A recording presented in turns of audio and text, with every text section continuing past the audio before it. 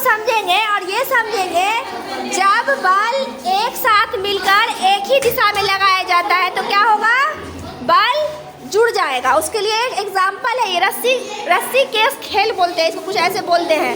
ये खेल खेलना है लड़कियों के द्वारा एक ग्रुप और लड़कों के द्वारा एक ग्रुप है, दोनों बल लगाएंगे और जो उस लाइन के तरफ खींच लेगा, अपनी लाइन की तरफ खींच लेगा जिसको, वो क्या होगा, विजय होगा।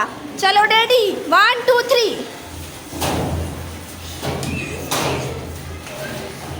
आराम से आराम से आराम से आराम से, बेंच नहीं पकड़ना, आराम से आराम से आराम से आराम से।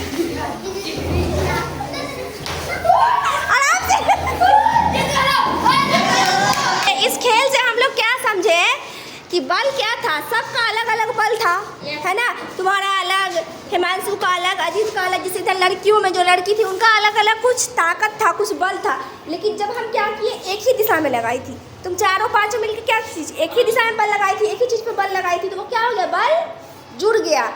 तुम भी लगाए तो बल जुड़ गया, और जो अपनी तरफ टाल लिया, इसका मतलब उधर की तरफ, लड़कों की तरफ क्या था, बल ज़्यादा था। तो इस तरह हम बल को समझ गए और ये भी समझ गए कि जब बल एक ही साथ मिलकर समान दिशा में लगती है तो बल क्या होती है, जुड़ जाता है। बल क्या होता है, जुड़ जाता है। ठीक है।